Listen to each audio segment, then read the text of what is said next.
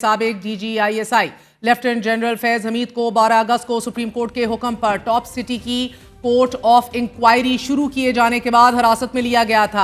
ISPR ने तब बताया था कि सुप्रीम कोर्ट के फैसले की रोशनी में lieutenant general retired Faiz Hamid के खिलाफ पाकिस्तान आर्मी एक्ट के तहत तादीबी कार्रवाई शुरू की गई है। तर्जुमान पाक फौज ने बताया था कि जनरल रिटायर्ड फैज हमीद के खिलाफ रिटायरमेंट के बाद पाकिस्तान आर्मी एक्ट की कई खिलाफ वर्जियां साबित हो चुकी हैं कि जिस पर उन्हें तहवील में लेकर उनके खिलाफ फील्ड जनरल कोर्ट मार्शल का अमल शुरू कर दिया गया है।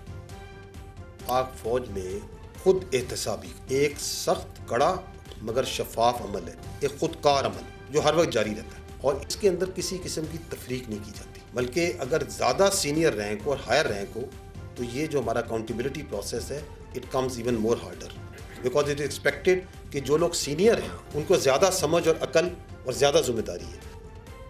जनरल रिटायर्ड फैज हमीद का नाम पहली बार 27 नवंबर 2017 में उस वक्त सामने आया जब तहरीक लबैक पाकिस्तान के कारकुनों ने फैजाबाद इंटरचेंज पर तकरीबन 22 दिन तक धरना दिया और इस्लामाबाद का रावलपिंडी से राब्ता मुनक़ता हो गया। नाज़रीन, इस दौरान पुलिस की तरफ से ऑपरेशन भी किया गया, लेकिन फिर तहरीक लबैक पाकिस्तान और हुकूमत के दरमियान मुज़ाकरात हुए और इन मुज़ाकरात में जिस शख्स ने बतौर जामिन इस मुआहदे पर दस्तखत किए वो उस वक्त के DGC major general Faiz Hameed थे और मुआहदे पर उनके नाम के साथ बावसातत मेजर जनरल फैज हमीद ही लिखा गया था। यहाँ दिलचस्प बात यह है कि जिस वक्त ये मुआहिदा हो रहा था ऐन उस वक्त इस्लामाबाद हाई कोर्ट में जस्टिस शौकत अजीज सिद्दीकी इस धरने के खात्मे के लिए एक केस की समाअत कर रहे थे और 27 नवंबर को यानी मुआहिदे के दिन दौरान समाअत जस्टिस शौकत अजीज सिद्दीकी ने रिमार्क्स देते हुए कहा कि फौज कौन होती है सालिसी का किरदार अदा करने वाली, क्या फौज अक़वाम मुत्तहिदा है जो सालिसी करवा रही है। जस्टिस सिद्दीकी ने मजीद कहा कि पाकिस्तानी कानून में एक मेजर जनरल को सालिस बनाने का इख्तियार कहाँ दिया गया है, जिस बंदे का कोर्ट मार्शल होना चाहिए था उसे सालिस बना दिया गया। इसी केस की समाअत के आखिर में जस्टिस शौकत सिद्दीकी ने यह भी कहा कि मुझे पता है कि इन रिमार्क्स के बाद शायद मैं भी लापता अफराद में शामिल हो जाऊंगा या मारा जाऊंगा। अल्हम्दुलिल्लाह नाजरीन, जस्टिस शौकत अजीज सिद्दीकी तो खैरियत से हैं, अलबत्ता आज जिनका कोर्ट मार्शल होता वो देखना चाह रहे थे वो कोर्ट मार्शल जरूर हो रहा है। तब इस तकरीर के बाद उन्हें कहा तो कुछ नहीं गया, लेकिन उन पर दबाव का आगाज शुरू हो गया कि जिसका इजहार जस्टिस शौकत अजीज सिद्दीकी ने 21 जुलाई 2018 को रावलपिंडी डिस्ट्रिक्ट बार एसोसिएशन से खिताब करते हुए किया और यह कहा कि खुफिया अदारे के एहलकारों ने हमारे चीफ जस्टिस तक रसाई हासिल करके ये कहा है कि हमने नवाज शरीफ और उनकी बेटी को इंतखाबात तक बाहर नहीं आने देना। इस तकरीर के बाद जस्टिस शौकत अजीज सिद्दीकी के खिलाफ सुप्रीम जुडिशल काउंसिल में रेफरेंस दायर हो गया और फिर उनको ओहदे से बरतरफ कर दिया गया। अपनी बरतरफी के खिलाफ दायर दरख्वास्त में जस्टिस शौकत अजीज सिद्दीकी ने ISI के मेजर जनरल फैज हमीद और ब्रिगेडियर इरफान रामे से मुलाकातों का अहवाल भी लिखा है। उन्होंने ये लिखा कि मेजर जनरल फैज हमीद 2 बार उनके घर आए और दोनों बार इस्लामाबाद इंतजामिया की सरकारी गाड़ी पर आए। जनरल फैज हमीद पहली बार ISI सदर दफ्तर आपारा की सड़क खोलने के फैसले को वापस लेने का कहने के लिए आए, जबकि दूसरी मुलाकात में उन्होंने नवाज शरीफ की सजा के खिलाफ हाई कोर्ट में जेर समाअत अपीलों पर भी बात की। शौकत सिद्दीकी के मुताबिक मैंने जनरल फैज के पूछने पर जवाब दिया कि अपीलें आईन और कानून के मुताबिक सुनकर फैसला किया जाएगा, जिस पर जनरल फैज हमीद का यह कहना था कि इस तरह तो हमारी 2 साल की मेहनत जाया हो जाएगी। शौकत सिद्दीकी की दरख्वास्त में यह भी लिखा गया है कि जनरल फैज हमीद ने कहा नवाज शरीफ की जमानत आम इंतखाबात से कबल नहीं होनी चाहिए और फिर ऐसा ही हुआ। मुस्लिम लीग नवाज के सरबराह मियां नवाज शरीफ और उनकी बेटी मरियम नवाज दोनों उस वक्त तक कैद रहे कि जब तक 2018 के इलेक्शंस नहीं हो गए। कहा जाता है कि जिस वक्त इमरान खान वजीर आजम बने तो अगर फौज में कोई सबसे ज्यादा उनके करीब था तो वो कोई और नहीं बल्कि मेजर जनरल फैज हमीद थे, जो उस वक्त ISI में DGC थे। अमली तौर पर इमरान खान का दायां हाथ मेजर जनरल फैज हमीद के नाम की बाज़गश दूसरी बार 1 अगस्त 2019 को उस वक्त सुनी गई जब जनरल फैज हमीद बतौर DGISI का चार्ज संभाल चुके थे और चेयरमैन सेनेट सादिक संजानी के खिलाफ अदम एतमाद की तहरीक पेश हो चुकी थी। सादिक संजानी के मुकाबले पर हासिल बिजिन जो अपोजिशन के उम्मीदवार थे। सेशन से कबल अपोजिशन मेंबरान की गिनती की गई और चूंकि अपोजिशन उस वक्त सेनेट में अक्सरियत रखती थी तो हासिल बिजिन और अपोजिशन इत्तेहाद पुरुम्मीद थे। There's a lot of confidence कि सादिक संजानी को ओहदे से हटा दिया जाएगा, मगर ऐसा कुछ नहीं हुआ। सादिक संजानी जीत गए और हासिल बिजिन जो हार गए। और जब उनसे सवाल किया गया कि आपके बंदे तो पूरे थे तो ये कौन लोग थे जिन्होंने सादिक संजानी को वोट डाल दिया, हासिल बिजिन जो ने बहुत एक जुमला बोला which can be called historic। क्या था, मुलाहिजा कीजिए। ये जब अंदर गए हैं खुफिया रायशुमारी में तो ये कौन लोग हैं? 14 लोग जो ये जनरल फैज के लोग हैं। जनरल फैज ISI के चीफ है, जानते हैं आपने, उसके लोग हैं। चेयरमैन सेनेट के खिलाफ अदम एतमाद की तहरीक नाकाम होने के बाद दूसरी बार लेफ्टिनेंट जनरल फैज हमीद का नाम उस वक्त सामने आया जब सुप्रीम कोर्ट के जज जस्टिस काजी फायज ईसा ने फैजाबाद धरना केस से मुतल्लिक अज खुद नोटिस केस का फैसला जारी करते हुए उन फौजी एहलकारों के खिलाफ कार्रवाई करने का हुक्म दिया जिन्होंने अपने हल्फ की खिलाफ वर्जी करते हुए सियासी सरगर्मियों में हिस्सा लिया। अदालत ने आईन पाकिस्तान का हवाला देते हुए लिखा कि आईन पाकिस्तान मुसल्लह अफवाज के अरकान को किसी भी किस्म की सियासी सरगर्मियों बशमूल किसी सियासी जमात, धड़े या फर्द की हमायत से रोकता है। आर्मी चीफ, बहरी या फजाई अफवाज के सरबराहान को वजारत दिफा के तवस्सुत से हुक्म दिया जाता है कि वो फौज के उन एहलकारों के खिलाफ कार्रवाई करें जिन्होंने अपने हल्फ की खिलाफ वर्जी करते हुए किसी सियासी जमात या ग्रोह की हमायत की।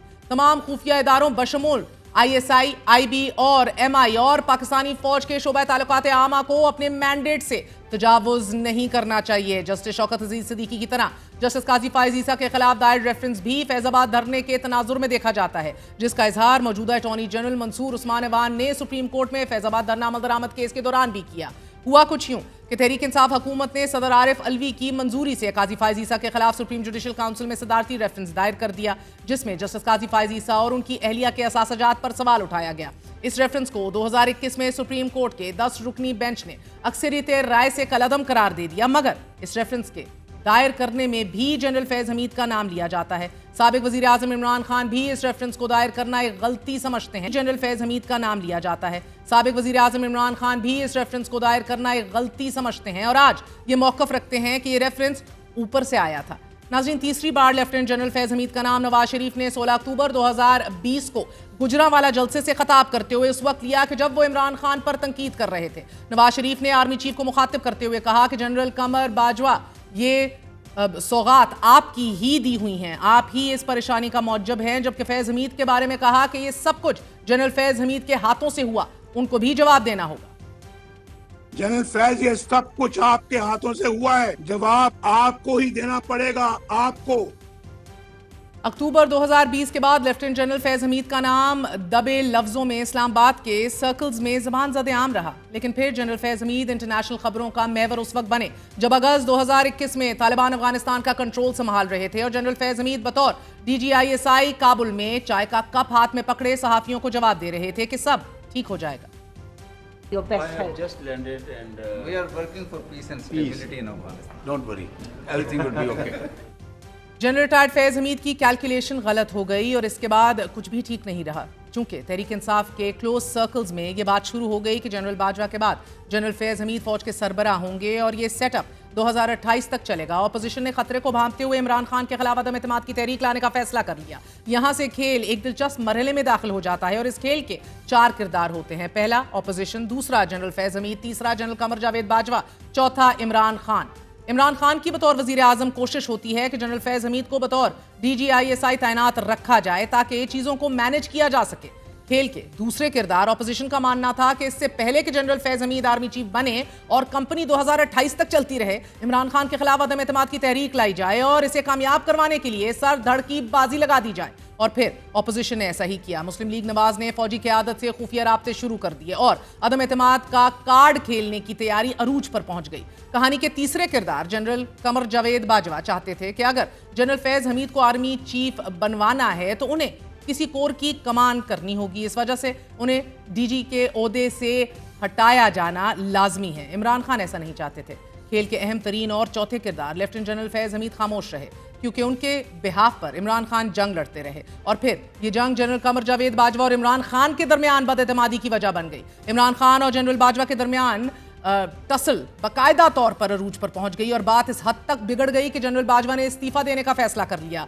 इन्हीं हालात में लेफ्टिनेंट जनरल फैज हमीद को कोर कमांडर पेशावर और लेफ्टिनेंट जनरल नदीम अंजुम को DG ISI तैनात कर दिया गया। ये वही वक्त था कि जब वजीर आजम इमरान खान TTP से मुज़ाकरात कर रहे थे और एक इंटरव्यू के दौरान उन्होंने इंकशाफ किया कि हमारे तहरीक तालिबान पाकिस्तान से मुज़ाकरात चल रहे हैं और ऐसे हालात में DG ISI को तब्दील नहीं किया जा सकता। मगर फिर ये इंकशाफ भी सामने आया कि मुज़ाकरात में एक नुक्ता सैकड़ों TTP दहशतगर्दों को पाकिस्तान में वापस आबादकारी की इजाजत भी देना था कि जिस पर आगे चलकर ख्वाजा मोहम्मद आसिफ ने कौमी असेंबली इजलास में तकरीर करते हुए शदीद तनकीद की। यहाँ इस हाउस में इस जगह के ऊपर जनरल फैज और जनरल बाजवा बैठे हुए, हमें बताया गया कि तालिबान जो है वो शरीफ हो गए, अब वो वापस आ रहे हैं और पुरअमन हो और बस जाएंगे और हमारी बातचीत हमारा सारा जो उनके साथ हो। क्या नतीजा निकला है? तो पूछने वाला है उनको। 86,000 जानें हमने दहशतगर्दी के लिए दी हैं और 1-2 अशखास ने मिलके उनके साथ जो है मुकमका कर लिया। लेकिन क्या हम खुद एहतसाबी करेंगे कि किन लोगों ने इनको ला के बसाया, किन लोगों ने इनसे कमिटमेंट ली और किन लोगों ने चाय की प्याली पकड़ के कहा कि सब ठीक हो जाएगा। बकौल वजीर दिफा ख्वाजा मोहम्मद आसिफ उन्हें धमकियां भी दी गई। फास्ट फॉरवर्ड नवंबर 2022 इमरान खान के खिलाफ अदम एतमाद की तहरीक कामयाब हो गई और उन्होंने नाम लिए बगैर army chief general Qamar Javed Bajwa को मीर जाफर और मीर सादिक जैसे अलकाबात से नवाजना शुरू कर दिया। और ये वही वक्त था कि जब सदर आसिफ अली जरदारी ने एक इंटरव्यू में ये भी कहा कि जनरल फैज हमीद अब खुड्डे लाइन लग चुका है। किसने बनाई है? फैज हमीद ने। फैज हमीद तो बेचारा खुडी लाइन है। लेकिन फिर हालात ने एक बार फिर उस वक्त करवट ली। जनरल फैज हमीद का नाम मीडिया और तज्जियों की जीनत उस वक्त बना कि जब जनरल कमर जावेद बाजवा के आर्मी चीफ के ओहदे की मुद्दत मुकम्मल होने लगी। ऑपोजिशन ने कैंपेन शुरू कर दी कि इमरान खान जनरल फैज हमीद को आर्मी चीफ बनवाना चाहते हैं और ऐसा करने के बाद वो ऑपोजिशन को बिल्कुल क्रश कर देंगे। इमरान खान चाहते थे या नहीं, मगर तहरीक इंसाफ के मुतअद्दिद कायदीन जनरल फैज हमीद को आर्मी चीफ बनते देखना चाहते थे। इमरान खान इस हद तक चले गए कि उन्होंने ये भी कहा कि जनरल कमर को ताहयात एक्सटेंशन की ऑफर देता हूं और सियासी तज्जियाकारों का यह मानना था कि वो ऐसा इस वजह से कर रहे थे कि जनरल आसिम मुनीर किसी सूरत चीफ अवामी स्टाफ ना बन सकें, क्योंकि उन्होंने इमरान खान को बुशरा बीबी की करप्शन के सबूत दिखाए थे और उन्हें ओहदे से हटाने की इमरान खान की इतनी जिद थी कि जनरल आसिम मुनीर को छुट्टी वाले दिन यानी इतवार के दिन ट्रांसफर कर दिया गया। वो खान साहब थे उस वक्त के DGISI लगे थे। उसके बाद मेरे ख्याल में उनको यही था कि मैं जो चाहूंगा उनसे वो करवाऊंगा। जनरल साहब शायद और मजाज के थे, उन्होंने वो काम नहीं किया जो उससे पहले जनरल फैज कर रहे थे। उस वक्त जो इंटरेस्ट था वो ये खान साहब का ये था, जब उनको बताया गया और उस वक्त के जो आज के आर्मी चीफ हैं उन्होंने जब उनको ये बताया तो मेरे ख्याल में खान साहब एक्सपेक्ट नहीं कर रहे थे। वो उनको जनरल फैज की तरह का कोई शख्स समझ रहे थे और जब उन्होंने उनको जाके बताया कि जी आपके घर में वो माल भी मौजूद है जो कि रिश्वत के तौर पे लिया गया है और रिश्वत भी आपके घर में मौजूद है, तो वो खान साहब के लिए शायद बहुत ज्यादा था एब्जॉर्ब करना। तो उन्होंने उनको कहा कि आप you are crossing the red line. तो उन्होंने कहा कि I don't work for you, I work for my country. ये संडे की बात है, तो मेरे ख्याल में और कहीं नहीं हुई, संडे को उनके घर पे ही हुई। संडे को ही फारिग करवा दिया जी, संडे को ही वो फारिग हो गए थे। जनरल आसिम मुनीर की जगह जनरल फैज हमीद ने DGISI का ओहदा संभाल लिया और यहां से उस दोस्ती का आगाज हुआ कि जो तारीख का हिस्सा है। जनरल आसिम मुनीर के आर्मी चीफ बनते ही जनरल फैज हमीद ने ओहदे से रिटायरमेंट का फैसला कर लिया। हालात खामोशी से चल रहे थे, मगर फिर 9 मई 2023 को इमरान खान की गिरफ्तारी के बाद तहरीक इंसाफ ने मुल्क भर में पुरतशद्दुद एहतजाज शुरू कर दिए। फौजी तनसीबात समेत दीगर इमारतों में तोड़फोड़ की गई, हसास इमारतों के सामने एहतजाज किया गया और ऐसा ही एक एहतजाज GHQ के सामने और कोर कमांडर हाउस लाहौर में भी हुआ। और मौजूदा वजीर दिफा का यह मानना है कि इन सब के पीछे जनरल फैज हमीद ही थे। लेफ्टिनेंट जनरल फैज हमीद मुकम्मल सुकून की जिंदगी गुजार रहे थे। मीडिया पर कभी कभार उनका नाम लेकर तनकीद हो जाती थी, मगर कोई केस सामने नहीं आया। मगर फिर 8 नवंबर 2023 को सब कुछ बदल गया। सुप्रीम कोर्ट में टॉप सिटी हाउसिंग सोसाइटी के मालिक कंवर मोइज अहमद खान ने सुप्रीम कोर्ट में एक दरख्वास्त दायर की कि जिसमें उन्होंने बराह रास्त जनरल फैज हमीद पर इख्तियारात के गलत इस्तेमाल का इल्जाम आयद करते हुए अपनी दरख्वास्त में मौकफ अपनाया कि 12 मई 2017 को पाकिस्तान रेंजर्स और ISI के एहलकारों ने दहशतगर्दी के एक मुबैना मुकदमे की आड़ में टॉप सिटी के दफ्तर और मोइज अहमद खान के घर पर छापा मारा। इस छापे के दौरान उनके घर से सोना, हीरे, नकदी और मुतअद्दिद कीमती अशिया कब्जे में ले ली गई। मोइज अहमद खान ने दरख्वास्त में मजीद ये कहा कि इस वाक्य के बाद फैज हमीद के भाई सरदार नजफ ने सालिसी की और मसला हल करने की कोशिश की। मोइज अहमद खान की बरियत के बाद फैज हमीद ने मोइज खान के एक रिश्तेदार के जरिए उनसे मुलाकात का बंदोबस्त करने के लिए भी राब्ता किया और इस मुलाकात के दौरान फैज हमीद ने छापे के दौरान छीने गए 400 तोला सोने और नकदी के सिवा बाकी सब चीजें वापस करने की पेशकश की। सुप्रीम कोर्ट में कंवर मोइज अहमद खान की इस दरख्वास्त पर समाअत करते हुए 9 नवंबर 2024 को चीफ जस्टिस काजी फाइज ईसा, जस्टिस अतर मिनल्ला और जस्टिस अमीनुद्दीन पर मुश्तमिल बेंच ने lieutenant general retired Faiz Hamid के खिलाफ तहकीकात का हुक्म देते हुए दरख्वास्त गुजार को साबिक DGISI और उनके मुआवनीन के खिलाफ शिकायत के अजाले के लिए वजारत दिफा समेत मुतल्लिका फोरम से रुजू करने का हुक्म भी दे दिया। अदालत ने यह भी निशानदही की कि दरख्वास्त गुजार बदनीयती पर मबनी मुकदमा चलाने पर जनरल फैज हमीद और दीगर रिटायर्ड अफसरान के खिलाफ सिविल या फौजदारी अदालत में केस दायर कर सकता है। इस हुक्म के बाद पाकिस्तान आर्मी ने सुप्रीम कोर्ट के चीफ जस्टिस काजी फायजी और उनके साथ ही जज पर मुश्तमिल बेंच की हदायत पर मनोअन अमल करते हुए एक मेजर जनरल की सरबराही में आला सतह कमेटी की सरबराही में ये इंक्वायरी 17 अप्रैल 2024 को तश्कील दे दी ताकि जनरल फैज हमीद के खिलाफ दावों की तहकीकात की जा सके। इस कमेटी ने फौज की सीनियर तरीन रिटायर्ड अफसर के टॉप सिटी केस में मुलव्वस होने की गैर जानिबदाराना और पेशावराना इंक्वायरी मुकम्मल करते हुए 12 अगस्त 2024 को लेफ्टिनेंट जनरल फैज हमीद के खिलाफ पाकिस्तान आर्मी एक्ट की दफात के तहत मुनासिब तादीबी कार्रवाई शुरू कर दी और उनके बाकायदा फील्ड जनरल कोर्ट मार्शल का आगाज करते हुए लेफ्टिनेंट जनरल फैज हमीद को फौजी तहवील में ले लिया गया। Lieutenant general retired Faiz Hamid को फौजी तहवील में लिए जाने और उनके खिलाफ फील्ड जनरल कोर्ट मार्शल के बाद उनके सबसे बड़े हमायती इमरान खान की तरफ से मुतजाद बयानात सामने आते रहे। अडियाला जेल में कैद साबिक वजीर आजम इमरान खान का पहली बार मौक़िफ़ 15 अगस्त 2024 को सामने आया कि जिसमें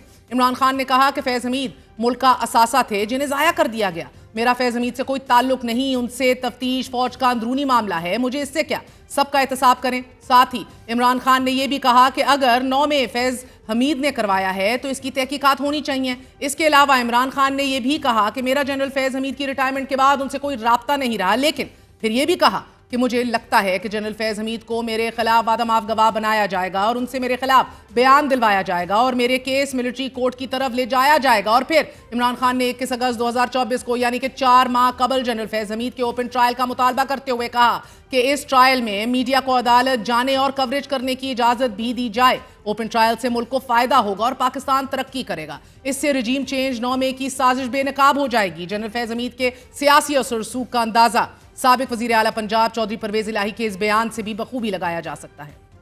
तो उन्होंने जो असर किया है वो क्या था? उसको कहते हैं जी कि न्यूट्रल जानवर होता है। वो क्या था? असल में इनको ना सीखने और ना तजर्बा करी की वजह से इनको सीखने देना चाहिए था। इनके काम इनके बिहाव पे जो होते रहे हैं ना, हाँ। वो नुकसान हुआ। सीखने का मौका नहीं फिर मिला ही नहीं। कोई बच्चा सीखेगा तो चलेगा, तो नीचे उतारोगे तो सीखेगा ना। नापियां बदलते रहना सारी जिंदगी, तो नापियां बदली गई हैं 3.5 साल। तो और क्या। वक्फे के बाद बताएंगे इमरान खान खुद भी इंटेलिजेंस एजेंसियों के जरिए ऑपोजिशन और अपने पार्टी एहलकारों को किस तरह मैनेज करवाते थे। Stay with us.